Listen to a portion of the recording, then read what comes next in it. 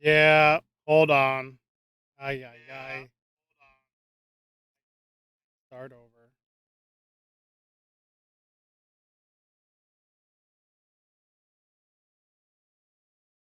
Mm, hold on, hold on, hold on.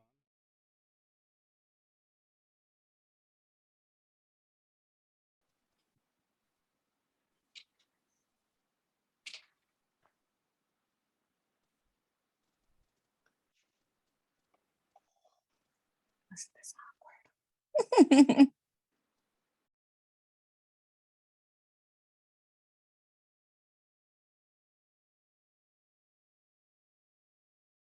Cool. Let's try this again. I'm Val Pancakes, and joining me tonight on the sack, I have Ref Shiny Shoes. You can see Mr. Shiny Shoes donning the proverbial and literal stripes in New South, Action, Southern Underground Pro, and TWE, among a multitude of others. Please welcome Ref Shiny Shoes. You're my favorite wrestler. You're my favorite wrestler. So thank you for taking time out of your day to come hang out with me and answer some questions. Pretty excited to talk to Ref Shiny Shoes. And before I get into the real meat of this interview and our time together, I have to ask, why shiny shoes? Oh, why shiny shoes? Yeah, how did was it an organic thing? Like, how did this all come about? And I'm sure there's a story that I'd love to hear. So kind of organic. So I joined the Marine Corps when I was 17 years old. And the shoes that we get issued are, these really shiny. They're actually permanently shiny shoes. You actually have to rub it off. And my first real big shot at anything was SCI back in 2019 for Futures. And I was like, you know what? I want to look fancy. I want to do something that's going to stick out. So I just took my old pair of core frames and I decided I was going to wear them. And it's kind of stuck. The reason I say it's kind of organic is there was definitely some beginning of it where it was forced. I changed everything to shiny shoes. I just kept putting it out there and out there and out there until eventually these last year and a half or so, it's stuck. And now no one knows my real name. Well, it's always, do you want people to know your real name? I've had fans actually request not to, so I do it out of respect for them. Fair. I think that's an acceptable way to go. I personally don't want to know your real name, so you're Ref Shiny Shoes in my heart. But so it was a conscious choice to set yourself apart. Yes, and I've gotten a lot of pushback at times for it, especially as I've sought after advice from some higher people in higher places than I am. Just as kind of a concept of refs shouldn't have gimmicks. But I'm also I studied sports management and marketing in college. So my biggest thing to it was, yeah, but then I'm just every other ref and I'm really just waiting for the right person to have the right eyes on me. If I go out there and just do something as small as just my shoes, that if anything were ever happen, all right, cool. I just change into a little bit more not as out there shoes. So it was really just a marketing technique for me to kind of just hey, this is who I am. This is something you can always remember me by. And then red shoes was kind of another inspiration to that. It was something small enough where it's it doesn't really make a difference, except my feet hurt every show because I'm wearing dress shoes. So you do it and it makes you more memorable, but also puts you in pain. So it balances. That's wrestling. You're not the only ref with a gimmick though, or whatever. I don't think that that's necessarily a bad thing, but I'm just a fan, so what the hell do I know? Yeah, there's, for every person who's gives me pushback, there's usually someone who says, hey, that's really cool. And my personal opinion, with the level of where I'm at right now, it's not a make or break. I've never had a show look at me and say, hey, you can't wear the shoes while you're reffing for us. Fair. Like, because you're right, that is something it's not like distracting. It doesn't take away from the wrestlers or the match or anything else. It just kind of is a little bit of like personality for you. Mm-hmm. I dig them. So yeah, I actually need to find a way to get some replacements. They're not exactly cheap. So is there a GoFundMe for new shiny shoes? Or yeah, you guys can definitely DM me and I will hit you up with that Cash App, Venmo, PayPal, whatever you need. support Shiny Shoes in his quest for shinier shoes? Yes. Shinier Shoes GoFundMe officially started. Maybe you can get like some really nice inserts so that Hey, like now they're we're extra thinking. comfy, right? Like Now we're thinking. like tiered goals is where we're at. It's like first we get the shinier shoes, then we get like comfy inserts, and then you can get like nice socks. It would probably up your reffing game, and you could call that a business expense. That's true. Right off on those taxes. Hell yeah. So what was a young ref shiny shoes like? A young ref Shiny Shoes. Like, are we talking about wrestling young or me as an actual child? You as an actual child. All right. Despite popular belief, I'm not actually 12. I was gonna say 14. Hey, that's better than I usually get, especially when this gets shaved.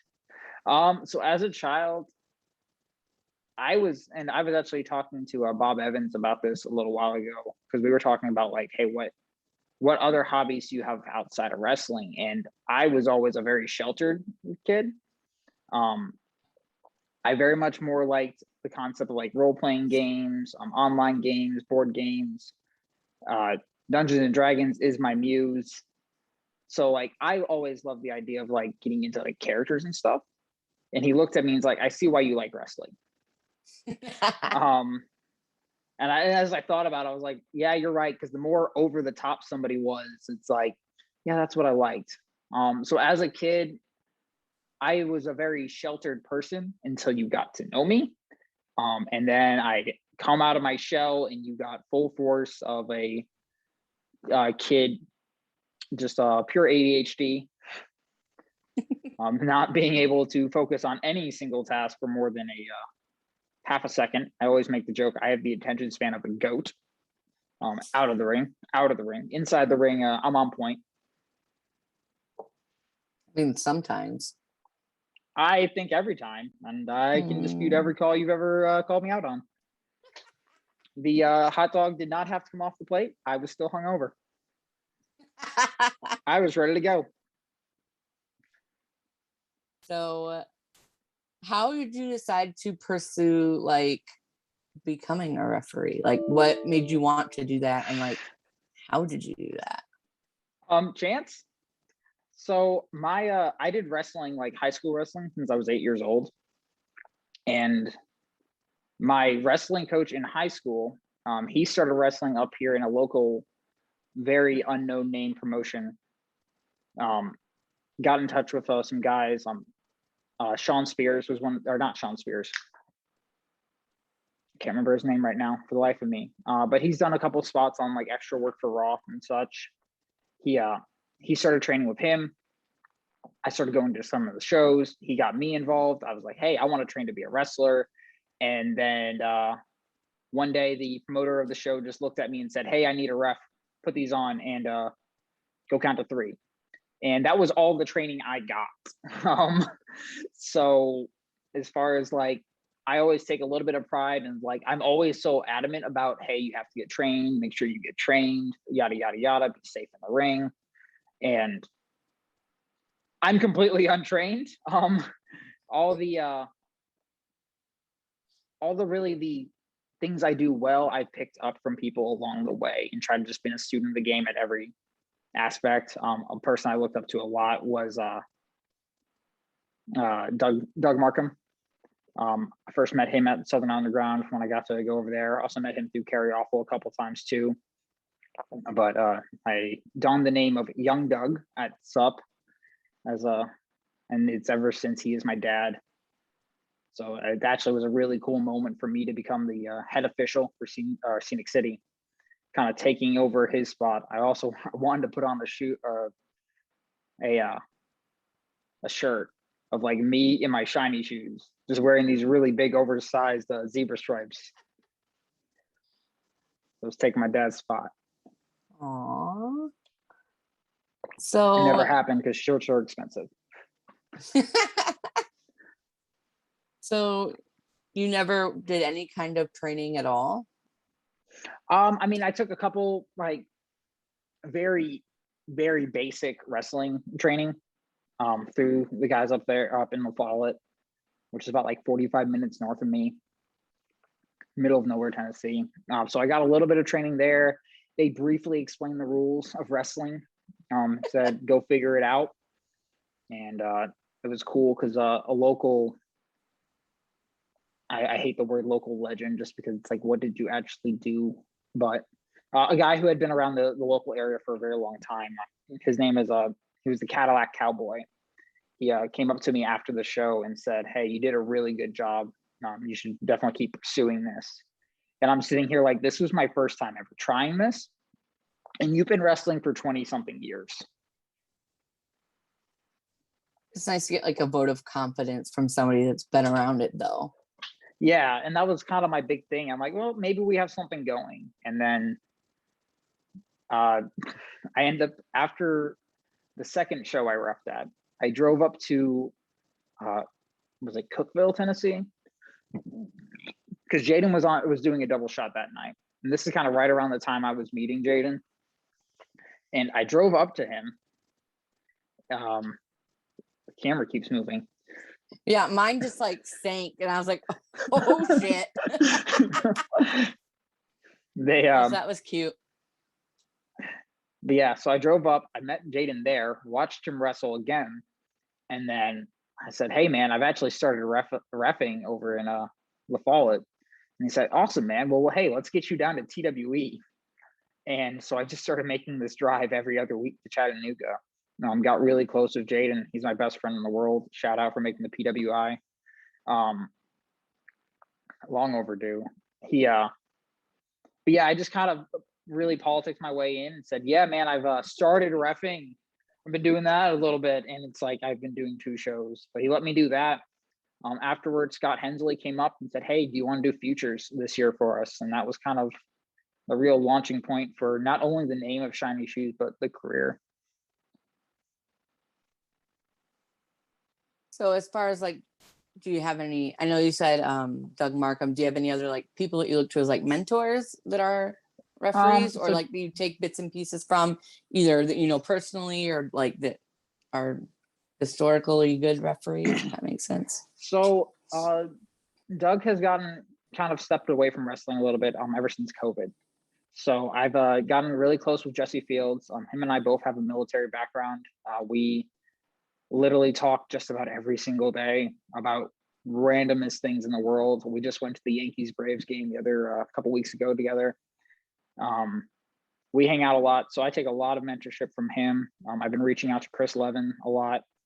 Him and I have been talking ever since Tampa Bay, the whole name, Tampa with WrestleMania weekend.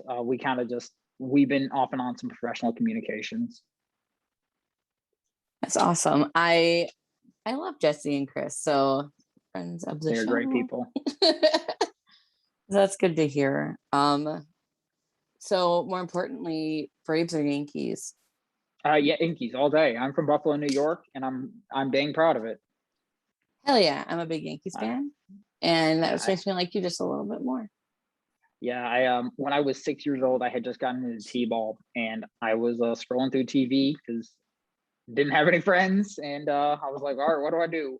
And then MLB baseball, that was the only name because it was like what was it? It was like Verizon ended up buying this place out, but it was some cable company. All it said was MLB baseball, and it was the Yankees versus the Yankees versus the Mets. I said, well, I'm from New York, so whoever wins this game, that's who I'm cheering for. And it was the Yankees versus the Mets in like the early 2000s, so we can all tell who won. Yep. Well, good. I'm glad that the Yankees won so that you could be on the right side of history. Yeah, 27. So who has had the most influence on you both like in and out of wrestling? It doesn't have to be the same person. In wrestling would be Drayton. We've actually, like I said, he was one of the first, because that school that I was at, they actually shut down, and I got greeted out the door with a handshake saying, hope I see you on the roads. This is 2 months later, after I had started working or training with them. So it was kind of just like, I'm not ready for that. What do you mean? But I had gotten close with Jaden, so I actually started, trying to do some follow-on training, at least being able to stay ring ready. And driving down to TWE with those guys. Aaron Wade was in that class. Let's see, who else did we have? We had a couple guys who are no longer in wrestling. Bailey Blake was starting to get back around again. So we all got kind of together, and I started hitting the roads all the time with Jaden. Big one was up to Chikara for the master class with Mike Quackenbush and a bunch of other names. Best investment I ever made on myself. But that was kind of, he's been the biggest influence in me just because we've had that personal journey together of always making the roads. Like when I first met Jaden, he was afraid to drive just from his own personal experiences with it. And it was just points of me, because anyone who's ever ridden with me on the roads, I have a rule. If the sun's up, I'm driving. Once the sun goes down, somebody else take the wheel. Doesn't matter if it's 18 hours of sunlight, like I'm going. So it was just to a point where like I knew what Jaden wasn't comfortable driving, so I was pushing myself even further past that. And it just came to a point where he said, hey man, let me take the wheel a couple times, and we just eased him into it. Now he's going all the way out to Minnesota, he's making drives to Texas, and it's like I kind of feel good when I see him making the roads and getting his name out there more. It's like I had a part to play in that. Aww. So that's a wrestling side. Oh, yeah. I was just like, I love hearing that. On the personal side, it really goes into my Marine Corps background. And I'll always say the biggest personal influence I've ever had is Gunnery Sergeant Thomas Sullivan. He actually passed away during the shooting in 2015 down in Chattanooga. That was actually my unit, and I was there that day. But he stepped into a spot where, because I didn't grow up with my dad really at all in my life, and he stepped in and filled that role for me and kind of helped me realize the kind of man not only that I needed to be, but that I wanted to be. And he was one of the first people that encouraged that aspect too. Was not just growing up, but growing up into someone I'm comfortable with being. Oh, that's like so touching.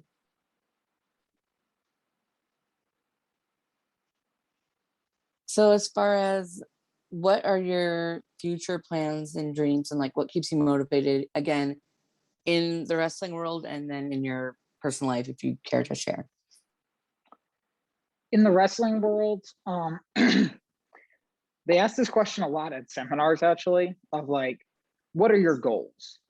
And everyone's almost immediate answer is, I want a TV contract. That's actually never been it for me. I'm a very adventurous person, and my biggest thing is I want to go everywhere. I want to travel more places. I'm very excited that nothing's confirmed as far as whether or not I'll be working, but for the IWTV show in October, I will be driving up to New Jersey. So that's going to be fun. At least to be there, show some face and shake some hands, hopefully, because we're all vaccinated, hopefully get vaccinated. I'm staring at all of you. Ref Shiny Shoes is shaming you for not being vaccinated. Yes. Public service announcement. but yeah, that's always been my biggest goal with like wrestling. It's just, I want to see more places. I want to be able to experience places too. That's kind of why we go into like with personal goals. I did recently retire from the military. I'm getting all the benefits that comes with. And now that that's kind of moved its way into my life, I'm trying to find myself into a position where I can get wrestling to be that second form of income, basically, that my full-time job is. So that way I can make wrestling more of a goal, more of a prevalent piece of my life. So I can have those more experiences to not just travel to places, but, you know, be able to say, hey, well, I don't have anything else to do. It's Saturday morning. Let's go visit someplace local in town.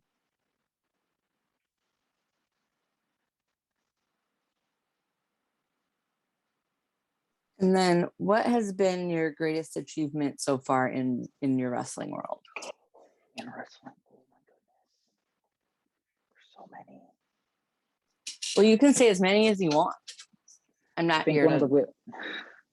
I think the really cool moment was probably going to be Lee Moriarty Warhorse. I knew they wanted me to, because there was actually specific instruction, because if you watch the title, like me holding up the title, and you see how Warhorse and you see how Moriarty posed, it seems so non-authentic for a second, just because we are all posing for this camera. But that was exactly what we got directed to do, is like, hey, this is going to be going into, you know, we told the local newspaper, and it did go into the local newspaper there. But then, you know, you find out later when PWI comes out a couple months later, no, that photo was used for that, to get, though there was like no name drops or anything like that, to be able to say, hey, my picture's in the PWI. And I don't have like this crazy story like Jaden or Derek Neal, whether you can talk about, like Derek put out a tweet where he's like, oh, I remember while being buggied around the grocery store, reading this magazine while mom bought groceries. I'm like, I didn't have that. My family wasn't into pro wrestling, but it was one of these things where like I've heard it talked about so much and by so many people close to my life that I felt something special just seeing it. And I didn't even know until Scott Hensley, as I'm about to go out for a match at Action, says, hey, have you seen this? And it was just like, it took me a second because I was still focused on the match. And then I get back and I'm like, I'm in PWI. Doesn't say my name, it doesn't say anything, but that can't be taken away, really. And that's why, you know, my Twitter picture. Yeah, I would be like, frame issue, like. Right. Yeah. I think that's probably like the biggest stepping stone for me, because that was a really big moment as far as like, after that match, it felt like I had actually like, you know what, maybe I can actually do this wrestling thing, because I have a very big self-doubt problem.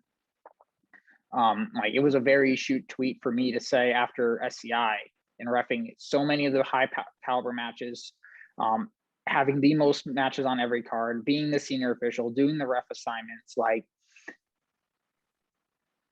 I sat there and it was, I'm actually good. And then a very close personal longtime friend of mine, he and a big mentor in my life too, came up to me and said, hey, you're probably, I always ask him after every single show, how'd I do? There was one fun story that I'll maybe get to later where I didn't ask for his opinion. But he said, you know, you're probably one of the top, you might be one of the top 3, you're at least top 5 refs on the independents right now. And this guy, again, I'm not going to name his name, but he has a very high position in independent wrestling. As weird as that sounds with the word independent on it, but it's like, I know he's not talking out his backside, and I know he knows what he's talking about when he says that. So that was a cool moment. And then another like really small thing, and Jesse and I were talking about this the other day, because for the longest time, I thought Chris Levin hated me. Like, I had no idea why I thought this, but I just thought, no, he doesn't like me.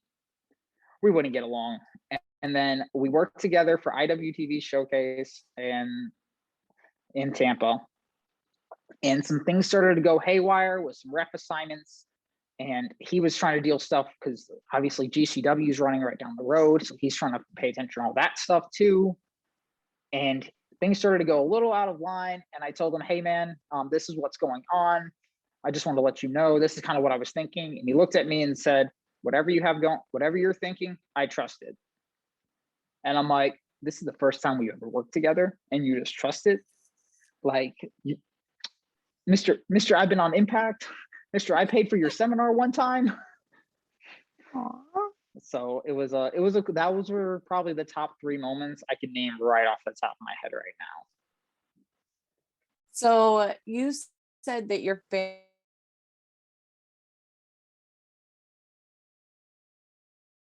didn't. High school wrestling.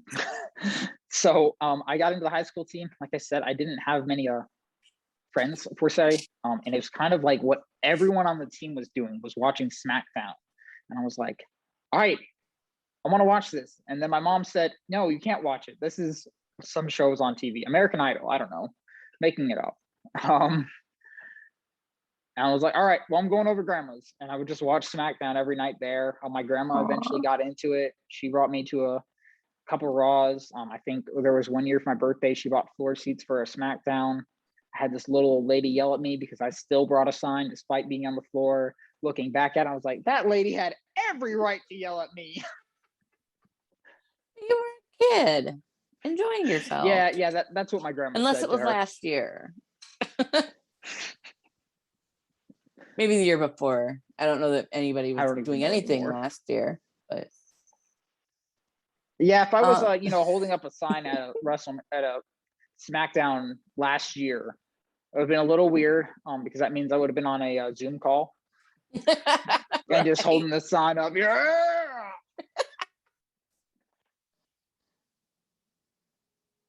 So you said that you were at the shows in Tampa.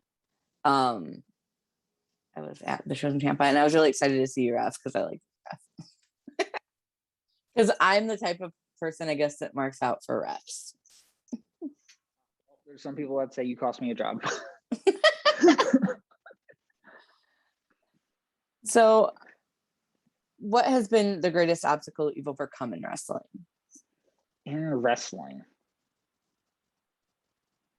it really kind of goes into that ADHD thing, because it's very hard, especially as a referee, where our job is almost to blend in at points, and we do not have video right now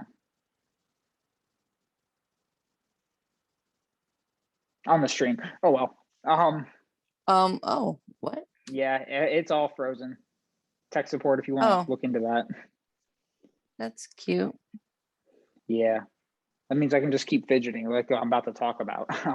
So with my ADHD, it was always I have such a problem with, like, I need to be doing something at all times. I need to be the fidgeting, and there'd be points where I'm just moving for no apparent reason. And that was probably the biggest thing I had to fight for, was starting to condition myself to not do that. And that seems like such a small little thing, but in the world of like as a referee, that's a huge thing. Because that same mentor, he who I'm not going to name, but he's pointed out, like, a bad official can make a good match horrible, but a good official can make a good match great. But it's also easier for that bad official to do his job of making it worse than it is for a good official to make a good match good. I just didn't want to be that bad official, because I can think of like videos of indie wrestling now where, like, the ref's doing something and it's like, bro, stop doing that. Or like specifically, I get mad at myself, especially with this the new IWTV shirts, because I got a small and it fits great except for like torso length, and the bottom of it loves to come untucked. And I'm like, I'm getting mad at myself at times because I'm trying to tuck my shirt back in. which is why on the last action show, if you watch it, I actually try to rock the untucked look for a little while. I watched it back and I'm like, I'm never doing that again. You're just like, nope, don't like the way it looks, don't like the way it feels. So feel like reffing felt great because it was so much like looser. Watching it back, I was like, yeah, that's not tight, not professional, and I just don't like the look. That goes into like flavors of ice cream, Dr. Tom quote right there. Flavors of wrestling, like I like my officials to be a little bit more official. There's certain people who I watch ref and I'm like, casual shoes. I see that, Chris.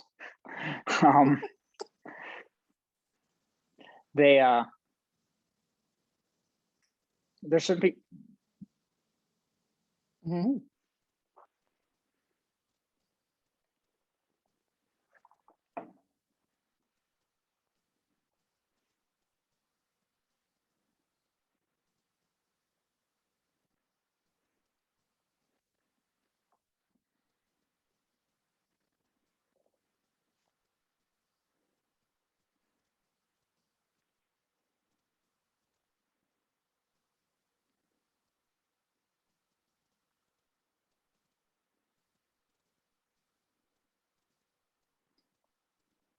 Okay, so we're taking a mid-interview break to reset the video.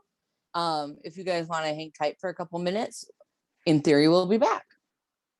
The Ghost from Beyond has told us so. Spooky. I'm frightened. Me too. Mostly because I see myself twice.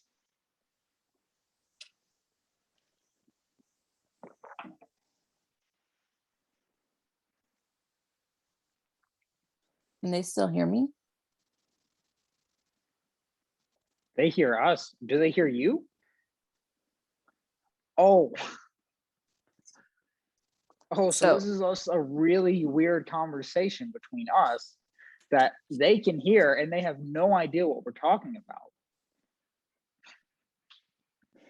about. Awesome. I love this. We can all enjoy this awkwardness together. It'll only bring us together. It'll only bring us closer as a group. I Chris, will say, you've been blamed by the ghost. I mean, it's all Chris's fault. Oh, well, then he says Sorry, sabotage Chris. in the chat. So like, perfect. I mean, He admits it.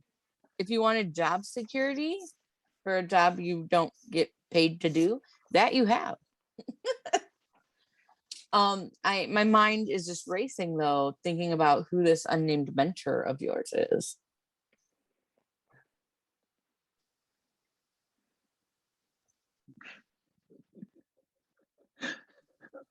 This is great. Cool. I love this. Like, cause I'm actually watching the stream at the same time. So like, I've just been watching my frozen face. I'm frozen on something fairly unflattering, but also generally my face is fairly unflattering. So I didn't really expect much. Oh, you're my favorite wrestler though. Oh.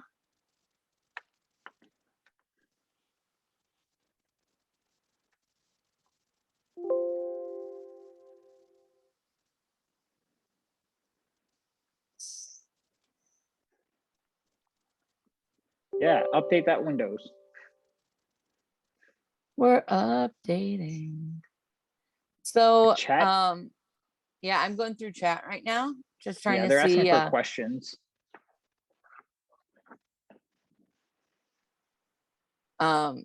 you know, while we're doing this unofficial part of our interview here where nobody can see us, do you care to weigh in on the controversy surrounding the hot dog eating competition of shiny shoes? I said this on Twitter and I will say it again. I was hungover. I really don't care for the crumbs of bread that was on the plate. If anyone wanted Steve Day to lose, it was me. I've left that man on the side of the road in Georgia. This is a shoot story. It was me, Jaden, and Ben Carter, and Steve leaving a show in Atlanta. We all were getting in the car. Steve was still paying. I don't know why. It was like 5 minutes of him, I guess, counting ones, whatever. Then He's counting change. Yeah, I don't know. Like, dude said he had money, but we get in the car, and I just look at Jaden and Ben. I said, "You want to leave him?" And then we see Steve running back while I'm starting the car up, and Well, good evening, everybody. We're back. This is the voice in the sky, Captain Chuckles. I'm having some computer issues over here, so we're gonna try take 2. Hopefully, my Streamlabs will not die again, and we should be good. So I know we literally just like stopped right at the good part of the story. Hopefully, we can get back to to where that was. So back to you, Val and Ref Shiny Shoes. Anticipation. I want to make the heel turn. Oh, we're muted again. All right, cool.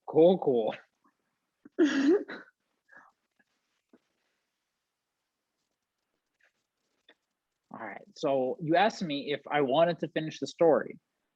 Deep down, Yes. I want to make the heel turn and just say, nah, but no. So We can, if you want, you can do it right at the end.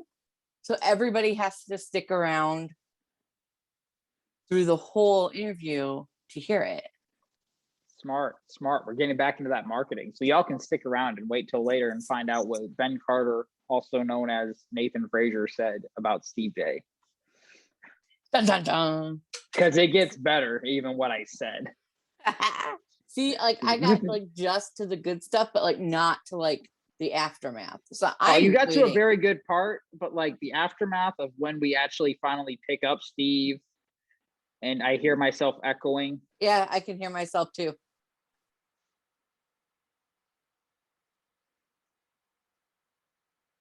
Chuckles, do you need to mute something? Test. Okay, I think we're good. I hate the sound of my own voice, so I was like, I'm very used to the sound of my own voice because what I like to do after I do an interview with somebody is I like to watch it back and just hurt my own feelings. I hate watching myself ref, so I could never imagine that. I always like to figure out like, what can I do better? What was like, especially if there was a question that came up organically that is something that I would like to use going forward. And to just, make myself feel bad. If I'm not going to do it, who will? That's fair. So, I always just send it to people. So while we're talking about road stories, do you have any other good road stories that you'd like to share? Ooh. So I feel like we all know the legend that is the baby dragon, Aaron Wade. I'm here for an Aaron Wade story. Let me tell you this. I will not tell you an Aaron Wade story because Aaron Wade cannot tell stories. He does not get to the point at all. My favorite is the video he did was actually pretty spot on about Rybaxel and like how they existed and they were a tag team. And then he just stops. The only difference is that he does that same thing over a 3-hour period. And I've driven with this man all the way to Dallas, Texas. I then let him, because my rule is I will drive all the way through the morning. You just have to drive at night. And Jaden was getting tired at one point too. So he said, Wade, it's your turn. And at that point, I could no longer sleep. Just because I have very bad things about people driving my car to begin with. And Aaron Wade has this thing where like, he wants to be all the way as close to the semi as he can. But then he doesn't want to be near the semi. So he's just, I'm like, wait, stop. So we pull over to this Tiger Mart in the middle of Louisiana, and we go in there, and Aaron, Wade, and Jaden are straight edge. So Wade's the best. Yes, Wade is the best. We get in there, and this is a Tiger Mart. Like, I don't know where we are. I'll get to the car accident. Don't worry, chat. Chat knows something I don't. Yeah, he gets in there, and he just, in Aaron Wade style, goes, "Oh my God, it's a porn store!" Because they had a porn store and a liquor store right at the front of this Tiger Mart, and like some slot machines. It was like, this is Louisiana, baby. That's Vice City, dog. The car accident story was the first time I ever drove with Wade, and Jaden said, "Wade, you need to drive at some point." So we're going to a show in Alabama. This is my first time that I wrestled in the state of Alabama, completely licensed. It's not a waste of $30. But we're driving there, and I'm trying to get relaxed. Like, all right, someone else is driving me. This is weird. I'm used to driving all the time. Jaden specifically told me, do not drive. So I'm like trying to get comfortable. I put my feet up on the dashboard for like a second. I get a text message on my phone. I look down, sit up, look up from my phone, and say, "Oh no," because I'm just watching in slow motion as we're getting T-boned or we're T-boning another car, because the way like this semi was trying to make a turn, this other car was trying to come across. We couldn't see this car here, so Wade's just going, and I guess the semi waved her through, and we just creamed right into her. She apparently worked at the Sonic we were next to. So we're like, obviously from the point of view we had, we're like, hey, this is obviously not our fault. But the entire Sonic rushes out and is like, what if she has her baby? She did not have her baby. No babies were harmed in the making of this production. But I think my favorite part, Wade gets out. Wade gets out, and he just goes, "My car!" And it's having a full-blown panic attack. While I'm just sitting there like, at this point, this is probably, I would name the 5th time I could name that like I almost died. I just thought it was like, this has become a normality in my life. But just like near-death experiences, it happens. This is why I always choose danger. And I'm just sitting there like, we good. There's police showing up. Can I get in your car, Jaden, Cheyenne? I ain't about this. The Sonic. Yep, brother, you got to exchange that insurance information. They don't need me. I ain't trying to talk to them. So, I don't know Aaron Wade very well. I met him when I was at SCI.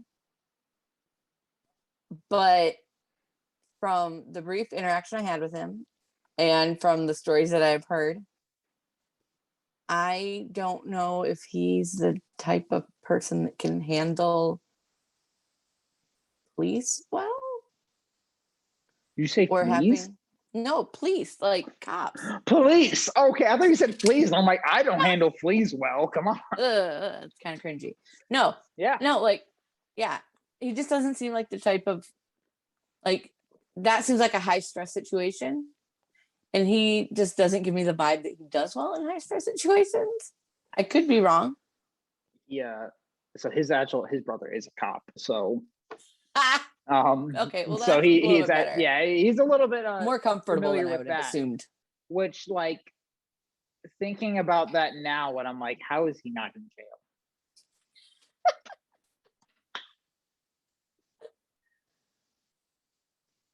Legit. Yeah, Wade is a character. He's one of my best friends in the world. So he started hanging out with a certain individual who I don't talk about. He owes me money. but you should buy his merchandise so he can pay me that money. Ooh. I'll give everyone a hint. He'll be on later tonight. Oh. Yeah, we don't get along. I have driven that man many places, and I leave him there every time, and he always finds his way back. And then he's just outside in my backyard. It just begging for a ride the next weekend, and I'm like, why are you here? You were in Indiana. And he just found his way back. He just finds his way back every time. So you're saying that maybe Mr. Captain Chuckles should talk to this individual about his stalking tendencies? His stalking tendencies, like, hey, you know what? I'll actually get over that. It's whatever to me. I live a very weird lifestyle. But what you do and he needs to do, and I hope he's watching, you need to pay me that money you owe me. Pay him what you owe him. Yeah. Gas ain't cheap. So on these road trips that you have with these cast of characters, really. Oh, yes. What is your favorite thing to listen to on the road? I just got asked what my flavor of music is, basically. Everything. Quite literally everything. That's true. I don't have the attention span for them. Fair. I like songs because they're about 3 to 5 minutes long, and then it's on to something else. And with how diverse my music taste is, I can hit shuffle, and like we're listening to Hamilton 1 minute, Ice Nine Kills the next. So like, you don't know what you're gonna get. Who knows? Maybe we'll throw some Demi Lovato in there. That's fair. I have a 77-hour playlist with absolutely everything that I like on it. Everything from like musicals to like 90s hip hop to like country to pop music to like pop punk and emo to oldies and 80s music. Like everything under the sun that I could listen to. And I hit shuffle and go. And I never know what I'm going to hear next. Yes. So like, lovely. The other fun thing I'll do, because really all my Spotify list is it's just like me saving songs at certain points of like whatever I'm feeling. Maybe it just came on, but because of that, I can basically, if you play my entire Spotify list from the very bottom to the top, I could tell you each and every moment that was going on in my life at that point, because each one of those songs, like I identify to this, to this, to this. Yep. So like I always find it fun. Like I'll hit shuffle and I'll be like, hey, I remember what I was doing during this song. I don't want to relive that. Skip. Next. So what are your favorite like road snacks? Road snacks. I always get Skittles in the Airhead extremely sour, like little bite things. I love sour stuff. Sour is like my favorite thing. Interesting. Like, what's your favorite sour candy? The Airhead thing, or is there like something that's more extreme Probably sour? It's gonna sound bad because like, so my level of sour is the point where like I will drink straight malic acid. So yeah, just yes. If it's sour, I'm in. That sounds painful and a lot like it would give me really bad heartburn. I freaked my brother out with it the other day because he has like he loves the Mio things. And I was like, hey, can I get some of that? Because he was making himself some. And I just grabbed it and I just squirted it straight into my mouth. And he was like, what? I'm like, it's the only way you get the taste of the malic acid. Oh. And that was terrible. also, it came back from a Marine Corps thing because I used to carry like those around in my bag. And whenever I needed an energy boost, I would just squirt that in there because I had the Mio Plus energy. And like, I really didn't have, the only water source I had was my Camelback. And I wasn't trying to mix Mio into a Camelback. So I just carried those around and, oh, energy boost, let's go. That's crazy because I've done like a little like squirt, and I'm like, no, not for Val. No, that's my thing. Do you have a favorite flavor? Of the Mio, blue raspberry. Blue raspberry is like my go-to for everything. It's usually the sour flavor. It's true. Are you a That's my green favorite. apple guy? I love green apple. Green apple is my thing. We'll go to restaurants. I'll get lemonade. Most sour thing you've ever had. I just said I drink straight malic acid. It doesn't get more sour. But we'll go to like restaurants. I'll get lemonade and I'll be like, it's too sweet. And then my family's sitting there like, Aaron, this is a straight lemon.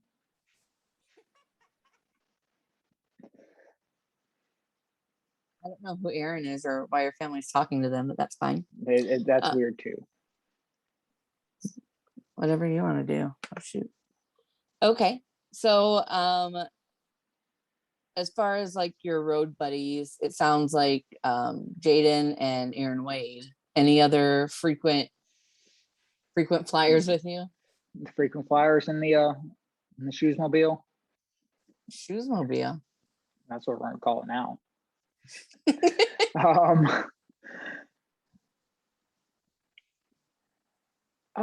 Recently I've been riding a lot with Billy Tipton and Noah Hossman, just because they are local to the Knoxville area. So that's a very convenient ride. And not really, because a lot of my road trips have just always been to meet up with them.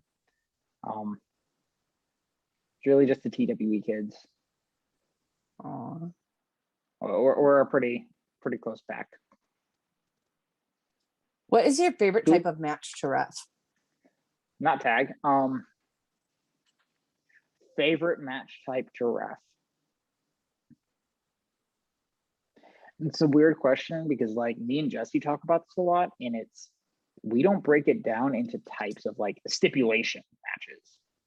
If you gave me a stipulation, I'm going to choose death match every time because that actually is my muse of wrestling. Like I love death matches, so you're a death match guy. I am a death match guy. But we break it down into like some matches are comedy. Like what is its purpose on the card really?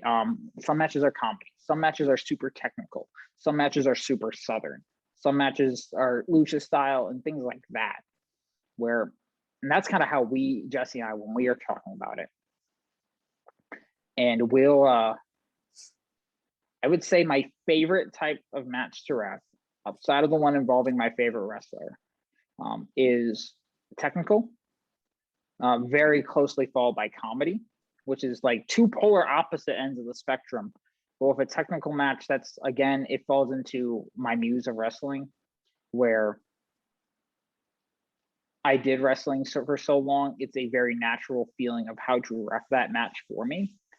And it's something I'm just very interested in because I love watching, like at the Eric Royal Makabe round 1, Makabe used a half Nelson as an attempt to a finish.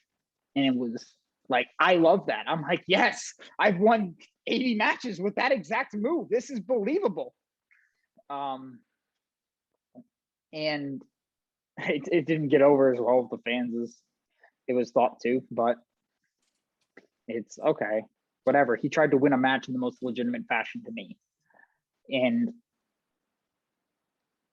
then you get into comedy stuff where that's where, especially as we talked about like refs with a gimmick, we kind of get more of a chance to shine. And me and Jesse talk about this a lot. We'll watch, like, if you watch people I always bring up the basketball example. Never at the last 5 minutes of a basketball game do you see a ref just, no, the turnover happens and he jumps out of his shoes, points down to the other side of the court, like, we're going that way. And it's like, it becomes this pinnacle event that the referee was able to narrate. And when you have comedy matches specifically, the ref has more of an opportunity to do that because it's not in such a serious light. Even if and that's where you also get to do like fun spots of, I remember Jesse, he reffed, it was Shuggy versus Baby on New South Show. And there was a spot where somehow Jesse ended up getting an airplane spin by Suge, gets put down and rolled up, and Baby's counting the 3. And it's like, you can't do that in matches that aren't designed to be that. And like, you couldn't, like, example, Graham Bell and Garcia. If we started doing those kind of spots, like, it would feel awkward, it'd feel out of place. It's not what you expected, and not in the good way. Like, you feel cheated because these are 2 heavy hitting guys not beating the crap out of each other. There's certain matches where, like, you can get away with that. So yeah, I'd say my favorite, like, if you were to say stipulation to a match, like, just let it be bloody, let it be gory, because I really don't have to do anything but, like, make sure people are alive and, you know, ring a bell eventually. But if you put into, like, the terms of how we view wrestling with Jesse do, comedy and, like, technical styles of wrestling, those are either, even though they're like North and South Pole, those are the 2 places I just love to be in. It's just not tag ever. I hate tag matches. Why? No one knows the rules to tag matches. Like, there are points where I'm having to, like, reiterate to guys in the back of, like, you know, these are, like, I think a really big one in the South is to try to do the foot and hand tag. Like, that is not a legal tag. The rule book does say that there has to be your upper extremities that are being tagged. There's a rule book? Yes, the 1974 NWA rule book. Would you like to know the whole thing? Don't throw opponents over the top rope. It's illegal. I mean, we can save that for another day. Yes. So there is actual, like, believe it or not, outlined rules of wrestling. And that is a legal tag. You have to be holding the tag rope. A tag can only occur over the top rope. And it's just like, tag matches have a lot going on, and they're just not it goes into, like, muses of wrestling. I don't like matches with multiple people. Interesting. So is there any person or people that you want to ref a match for that you haven't? Oh, I haven't gotten to yet. Like, top 3.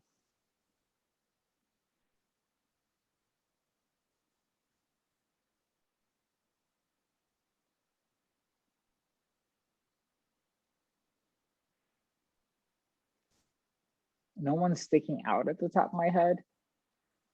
So you've ref for everybody you've ever wanted to ref for. That's my thing. I know that's not the truth. Like, I think I've always been so caught up on the idea of, like, I want to ref. Nick Gage, that would be up there. MDK. All fucking day. I got to knock off Garcia at SCI. That was a really big one for me. We're both from Buffalo. 716 represent Bill's Mafia for life. Yeah, you guys can say with suspense. It's just me actually having to think about it, because there's just, and I'm trying to personally avoid, like, MDK is a big name, but I'm not trying to sit here and be like, you know, CM Punk, like, The Rock. The Rock, Stone Cold Steve Austin, Ric Flair. Yeah, let's get that match in on my belt.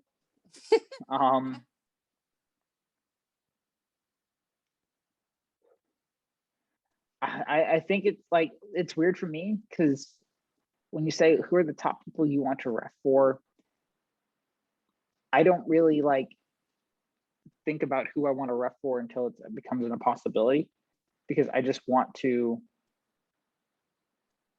ref for everyone. Like I said earlier at the beginning, was like, or I think we might have been talking off stream about it, and was like, going through the PWI 500 this year, because Jaden made it, and I said, hey, I have to buy a copy. We're going through it, and just being able to sit there and say, I've ref for him, I've ref for him, I've ref for him. Like listing people of like, and then like the other cool thing is I put it out on Twitter of like, there's people who have, yes, Murdoch, that's definitely going to be up there. Good call there, Chris.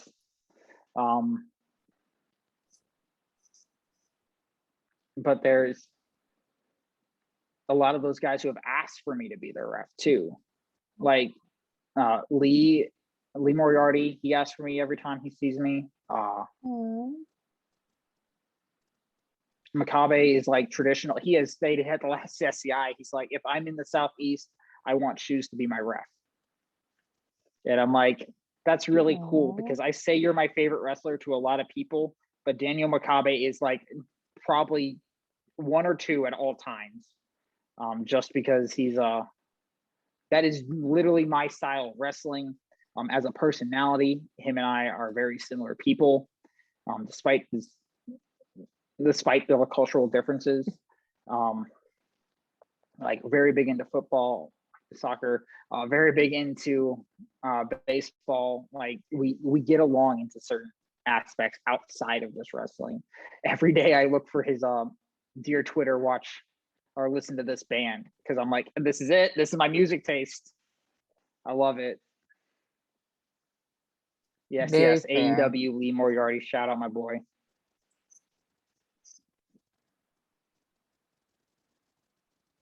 So what hobbies do you have outside of wrestling? Outside of wrestling, really the big one would be Dungeons and Dragons.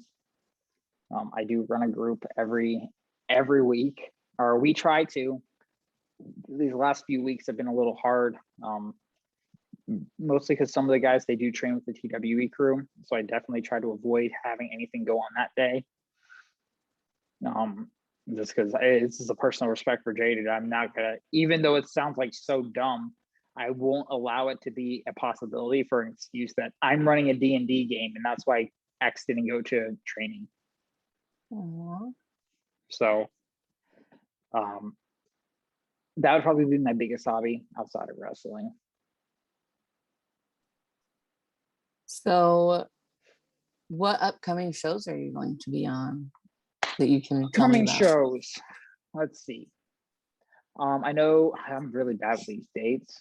I made the joke, like I live on a week-by-week schedule of like being able to just like, I look at the end of the week and say, oh, I'm there that week. I'm there that week. I know Action's coming up. SUP has just announced the return to the Basement East. I don't say these words often, but let's fucking go. I get one when I'm talking about SUP. You're not a So, swear user?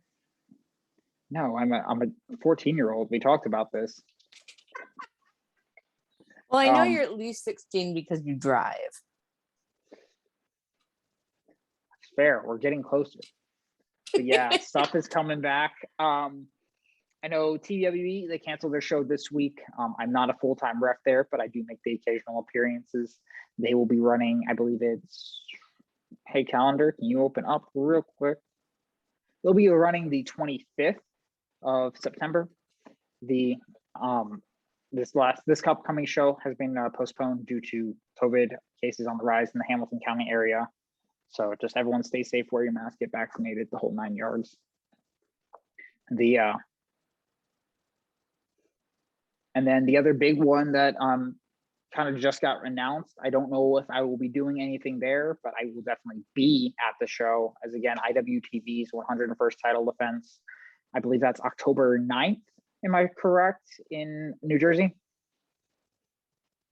October 9th or 8th? I don't remember which. Yeah, I know 9th is the Saturday. I think it's that weekend. Oh, I think that would make sense, yeah. So I believe it's October 9th. Very excited to do that. That's another state I get to knock off. And I'm very happy that it's with IWTV because as a New York born and raised individual, I don't like New Jersey. And there's yeah, that became a whole topic of conversation at the last TWE show where Brutal Bob Evans came down. He brought some of his friends. One of them was wearing a New Jersey shirt. And it was like every time something would be out of place or wrong, we would just blame New Jersey and stare at him. Because you can do that, because New Jersey sucks. Everything is legal in New Jersey. That is true. That's probably the only thing that, didn't suck until they made things law in New Jersey. So what is the wrestling word that you use most outside of wrestling? Gimmick. Everyone says gimmick. It's always gimmick. Yeah, it's always gimmick. That is I'll tell someone to pass me the gimmick. And for some reason, people actually have figured out what I am talking about. At all times, I'm just talking about something that you're near. See, mine is always pop, oh, that popped me. Or oh, is that a work or a shoot? I have my I'll use the word shoot job a lot. I'll use shoot a lot. That one doesn't get as many okay, I know what you're talking about. It's more go over to whatever they were doing. But yeah, shoot is another popular one. I think it's actually been cool because a couple of the guys I work with is very big. Well, one of them, he's been really big into wrestling for a very long time, and he sits right next to me. And then so we just talk all day about it. And then another guy who sits a couple seats down, he didn't, but then he was because we talked about it all the time. He went and got the All Out pay-per-view, and he's fallen in love with wrestling now. Oh, so, just the one from last week. Yeah. Wow. Yeah, I think that was a cool thing for me because it was this is a guy who's a couple years older than me, falling in love with a childhood passion again. Wrestling is real. And if you can figure out what that statement actually means, wrestling is a very real thing. Just the emotion and the power it has to bring people together for one. Yeah, like Chris just said, changing lives. Because you don't know, especially with the line of work that we do, it can get very stressful at times. We deal with a lot of hateful people. And it's, for safety reasons, I'm not going to go entirely into what I do for a full-time job. I get enough death threats on a daily basis. I don't need people to be able to see the face too. So, but they,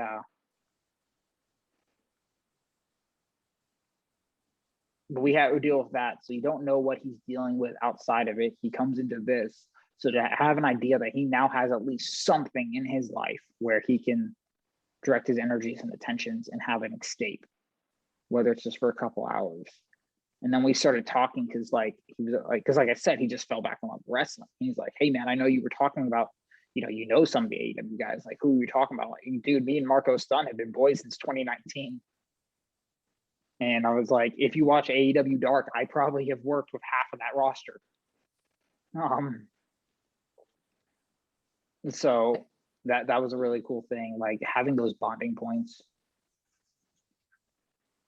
It's awesome to have that connection with people, and with people that are in this case your coworker, but strangers. Mm-hmm. I went to a couple of the last GCW shows that were in Chicago. I went to All Out. I lucked into a ticket because one of our local guys was gonna go and then couldn't go, and was like, hey, do you want my ticket? And I said, yeah, sure, I'll go. I'm not gonna not go if I have a free ticket. Right. So I go, I get there, and then I end up connecting with a Twitter friend who had a suite. So I moved from my seat to the suite, and it was just in the suite, there were a ton of people I didn't know, but we all liked wrestling. And I didn't feel out of place. I didn't feel weird. We're all wrestling fans. And to have that connection with people that you're just meeting, or, even when you see somebody, walking around with an Orange Cassidy shirt, you're like, I know all I need to know about you to know that we should be friends. Like, Right. And that's the thing I love about wrestling is like, especially as I've gotten to travel more, is like you get to see the different groups of fans of like, hey, driving up into, you know, the Philadelphia area, knowing those guys, or getting to work with around those fans, getting to go down into Alabama, work with those fans, Texas, out into Indianapolis, those kind of areas where everyone kind of has this different vibe amongst each other. And especially then you get started and go to like a show like The Collective or GCW or Mania weekends, those kind of things, where you're having these mosh pits of wrestling and you get mosh pits of fans. And it's just like, I don't even know how to really describe it, because you just have such a different inflection of like, these are people from all different kinds of walks of life, and we're all just surrounded by one thing that is wrestling in the storytelling aspects that it involves in, and we can all just bond for that second. everybody from, you know, little kids to like elderly people to more alternative people to like total bros.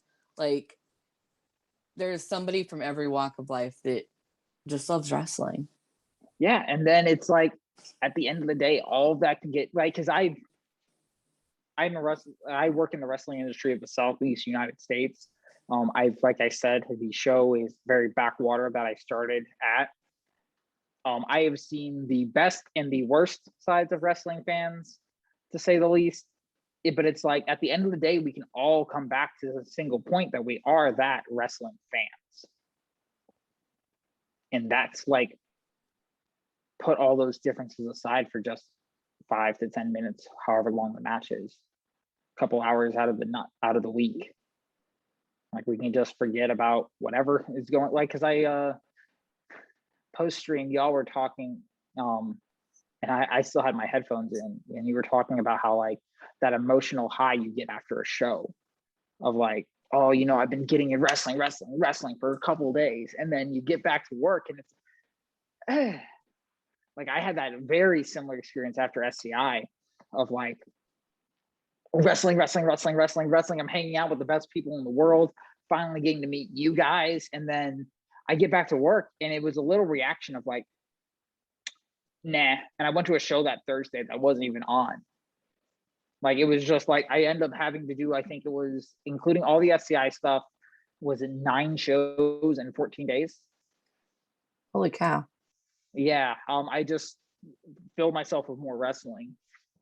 So wrestling's a really cool thing. Yeah, it's definitely weird. Like I said, like you had heard earlier when we were kind of off camera, I went to Chicago. I went to half of Black Label, GCW Art of War Games, Epi's Big Gay Brunch, and then I went to All Out. And it's like, to go from such like a high where I'm like meeting all these people that I know from Twitter and meeting, you know, people that I see, you know, just at wrestling shows. I got to see some of my like actual friends that are my friends because of wrestling. And then to like have to come back to my normal life and do normal things sucks. Yeah, that's why like, I just want to go back to wrestling. I just want to go back to wrestling. That's all. Yeah, I just shove it down their throats and make them recognize wrestling.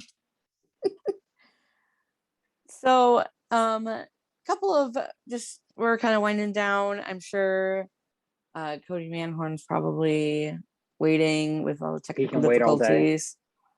You know, I don't want to get him testy, so we'll kind of blow through the rest of these. Try to take whatever questions I got out of chat, and then we'll go on a little break while we get Mr. Manhorn ready to go on with Captain Chuckles when we're done.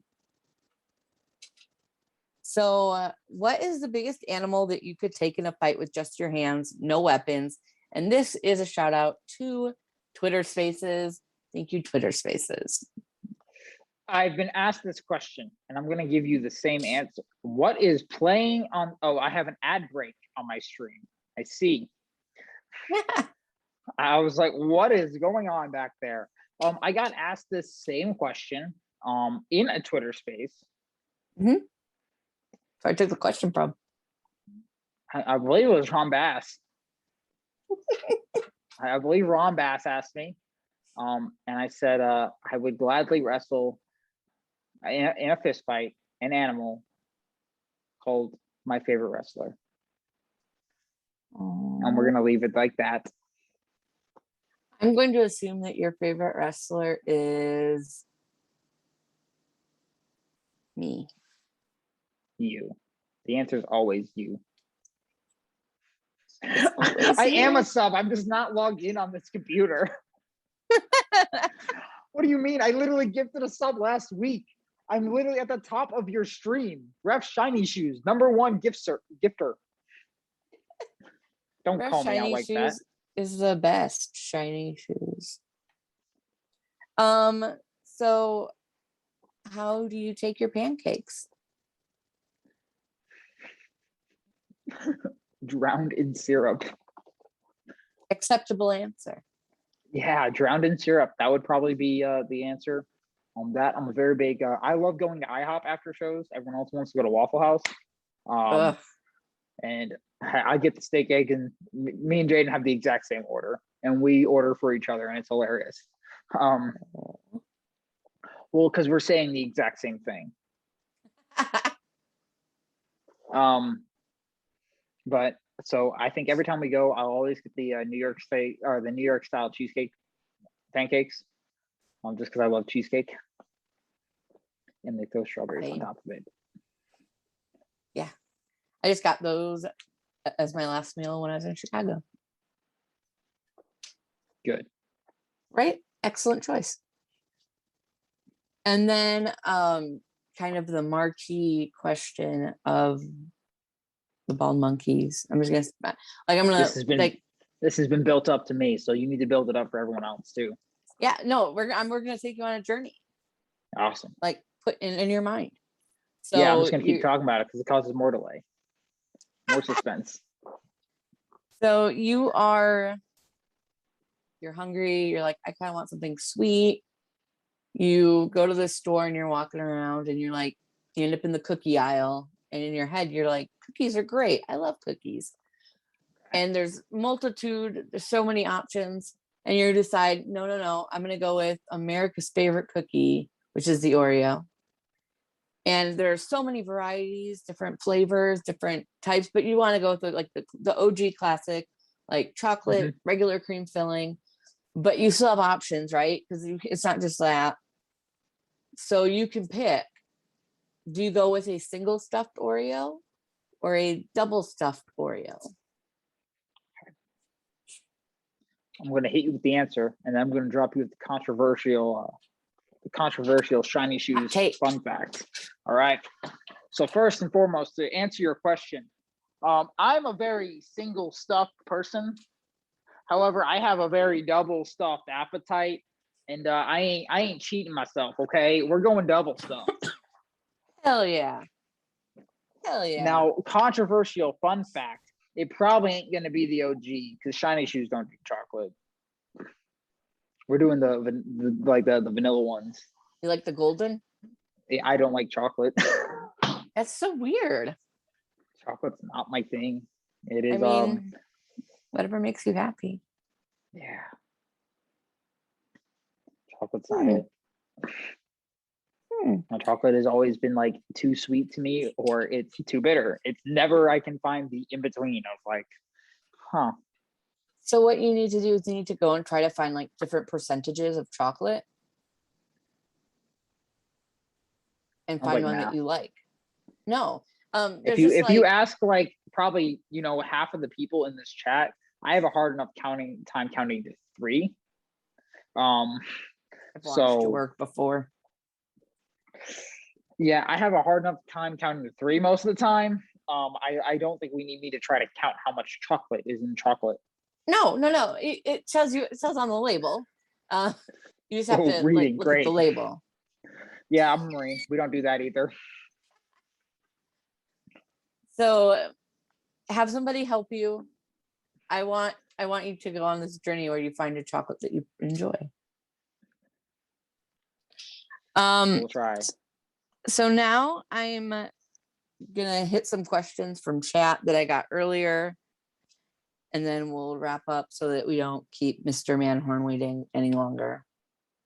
Sounds good. So somebody had asked, how long does it take to shine your shoes? How long does it take to shine my shoes? So it is supposed to take no time because, like I kind of explained at the beginning, these are Marine Corps issued. They are literally pre-shined and stained like that. Now it takes me like 30 minutes because that has started to rub off. The new action canvas has a very hard time about bleeding the yellow onto the shoes. So I have to scrub that off. I have to do some pre-ritual, because you can't just use shoe polish on these things because they're not designed for that.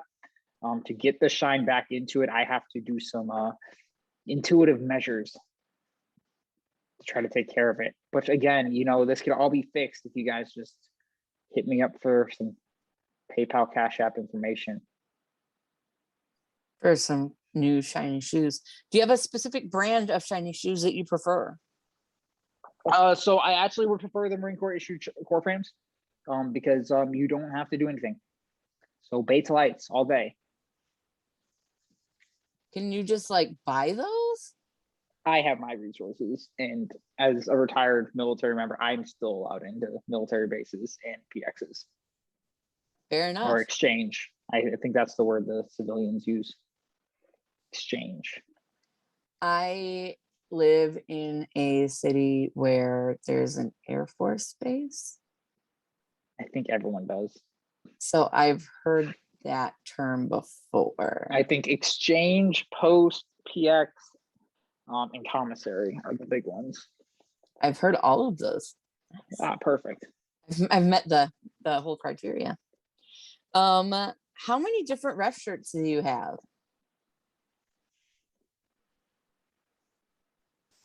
I have a black polo for GCW. I have 2 pairs of the zebra stripes.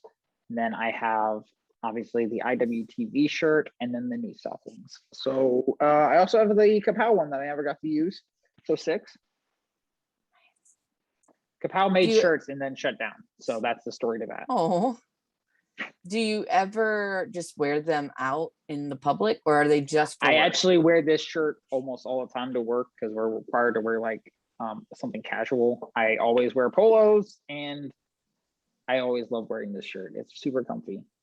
Shout out Jerry. Way to go. You bought good shirts.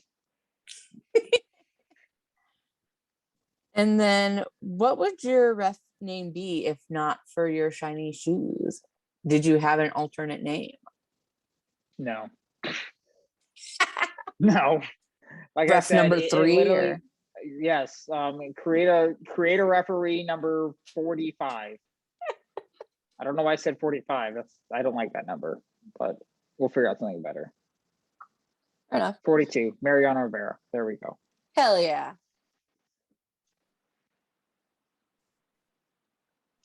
My heart. Vacant ref. I love it. Thank you, Sam. So 42 works for me. Besides, it's the answer to everything. What is your favorite promotion to work for? Somebody asked this in the chat. You don't have to answer if you don't want to specifically like make somebody feel bad. All right, I need someone to tell me who can see it. Is Matthew Griffin watching the stream?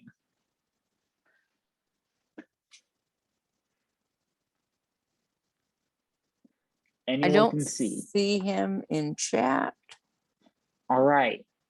Though we can now, if I've just found out from Streamlabs, I can catch all backlog on YouTube at youtube.com/c/thebaldmonkeys. So he could watch this later. But my all-time favorite promotion to watch, to work for, as much as I want to say TWE, is actually Subgraps, and will forever be Subgraps. Aww. Because there ain't no feeling like the Basement East. Aww. And Now y'all then better not rat me out. I literally just plugged you on your own stream, so I don't know who I'm plugging to after you plugged yourself, but I plugged you. so the other question that I caught, and I don't know if I've missed any, so my apologies if I've missed your question, or Mr. Shiny Shoes. Do you have like a favorite like type of sock that you wear? Do you wear dress socks? Do you wear athletic I socks? always wear dress socks. Aw. I wear dress shoes. I feel like it would be weird if I started if I wore athletic socks. Would it be more comfortable if you wore athletic socks?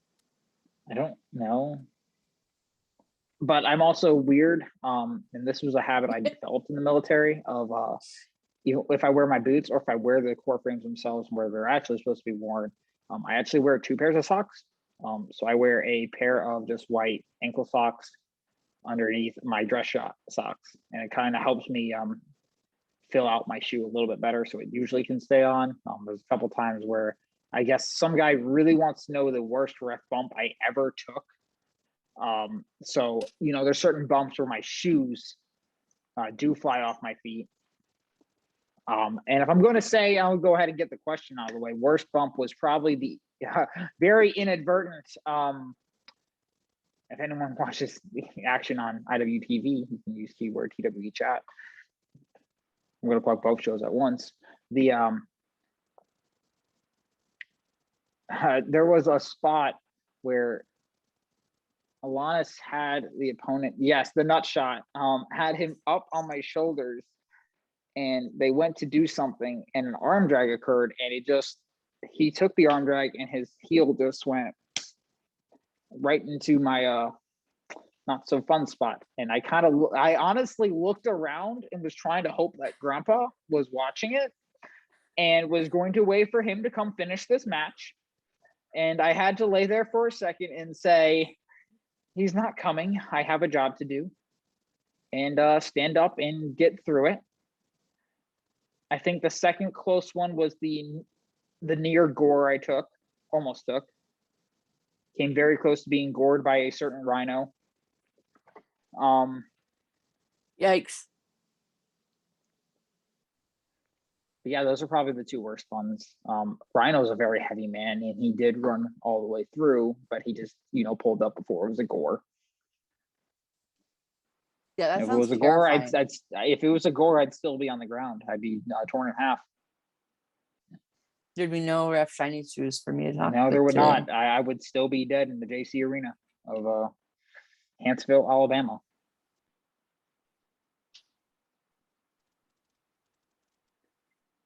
Oh, somebody's asking, do you like Marvel movies? I love Marvel movies. I'm actually going to go watch Marvel What If after we get done with this. I've heard episode 4 is very sad, so I won't spoil. Well, I think that's all from chat. We're already an hour and a half in. Mr. Manhorn's probably going to be very upset if I keep you any longer. That's okay. So I just concurred with our guest in the green room. He is okay with the overtime of what had happened and the technical difficulties and all that. So we're okay with the time. okay. I'm sure he's warming up. Yes. Or something stupid. I believe he was already doing squats. So I was gonna say he's probably squatting. yeah, but Val, we can't let Ref Shiny Shoes go without doing the least favorite episode. Part of our interviews. Episode is not the right word. Segment. We can't let him go without doing the worst segment, and that is the lightning round. So right now, the lightning round thing is playing. I'm sure you see it on your phone. What is this? You look perplexed by the lightning round. I am. I can't read. This is too fast. Don't worry. Those are not the questions. No, you have to Okay, answer good. them all. Those are Right not the now. questions. But Shiny Shoes, I have 10 questions for you. We're going to go as fast as you can. The first thing on the top of your head, say it. Are you ready, Got it. sir? 100%. 10,000. Okay. Here we go. Number 1, favorite holiday. You're my favorite wrestler. Cake or pie? You're my favorite wrestler. Dream car? You're my favorite wrestler. Garlic bread or garlic You're my knots? favorite wrestler. Oh, it doesn't matter. You're my favorite wrestler. Movie you never get tired of? You're my favorite wrestler. Peanut butter, chunky or smooth? You're my favorite wrestler. Blue ink or black ink pens? Black ink, blue ink, these are weirdos. Money is no Blue ink. issue. What's the first thing you buy? A wrestling show with my favorite wrestler. Favorite video game? You're my favorite wrestler. And last but not least, your favorite childhood TV show. How I Met Your Mother. Oh, Nice. that was a childhood TV show for you? Strangely enough, yes. Oh God. I'm so old. Oh, I'll just go disintegrate now. You're old. Yeah, I you're think older we've than I left am. chat waiting enough, by the way, for the end of this Ben Carter story. Oh yeah, we have to get back to this. Good thing you remembered. Alrighty. Where was I? I think someone told me I was at the point where I said, y'all want to leave him. So we end up are getting into this car, my car, and this old man is trying to chase, like Steve is at this point running because he sees us frantically trying to start the car to get out of here. And this old man just runs up and tries to like grab the door from Ben, and he just looks at him, gotta go, it's an emergency, and slams the door in this old man's face. We then peel out of this Waffle House parking lot, and we have the intention to turn around right away. There's not another turn for 2 miles. So we end up leaving Steve Day in this Waffle House parking lot for 2 miles. We do eventually turn around. We're driving back, and I'm going to give you the visual representation of what we see as we pull up to the stop light right before. If you've seen Steve Day, this is hilarious. Just prancing like I always say, a velociraptor across the highway in the middle of Georgia. We then get to his house. We finally drop him off. And Ben Carter, that man is fucking weird. He's got bark teeth. Like, he just starts tearing in, and he said bark. I had to like define that in my head. Like tearing into Steve Day all the way back to Jaden's house. Like, Jaden and I don't get to say a word. He's just ripping Steve Day a new one because this was the first time they had ever met.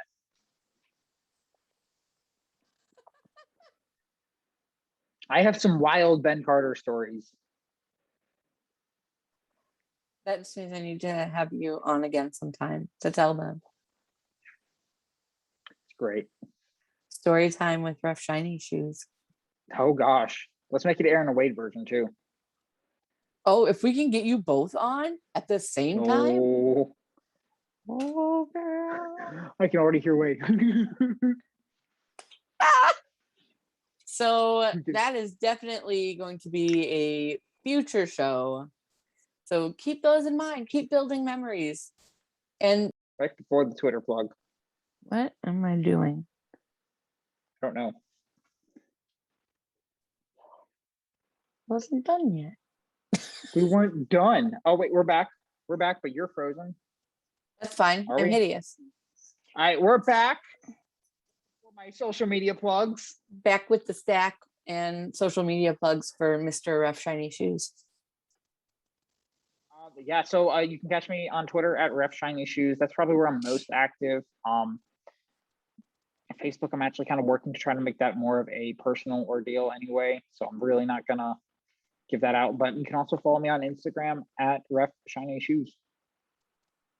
And if you want to hit up Mr. Rough Shiny Shoes for his Venmo, Cash App, or PayPal so that he can afford a new pair of shiny shoes. Don't let this man go shiny shoeless. For only $5 from all of you, he can probably come close to affording a new pair of shiny Doing the shoes. math, we'd be having a good start. So help out Mr. Shiny Shoes. Get a new pair of shiny shoes. This is where you like have a tear. So bad. So be I'm sure not to dropping the chat. Oh. Keep saying it. I'm not dropping the Cash App because it doesn't involve my personal name. Fair enough. Fair enough. If you want to hit us with a Venmo or a PayPal. I think all of them have my real name on them. Oh, fair enough. Well, if you send, I believe we'll have to set something up with Christopher. If you wish to donate to the Ref Shiny Shoes Shiny Shoe Fund, reach out to me, reach out to Christopher, reach out to Chuckles. We promise you we will forward any donations on to Ref Shiny Shoes in your honor for his shiny shoes. We'll make it work. And let it be known you're my favorite wrestler. And on that note, be sure to stick around for Captain Chuckles with the Captain's Quarters and our second guest of the evening, Mr. Cody Manhorn. And thank you so much, Mr. Shiny Shoes, for hanging out with me tonight. And thank you all for hanging out as well.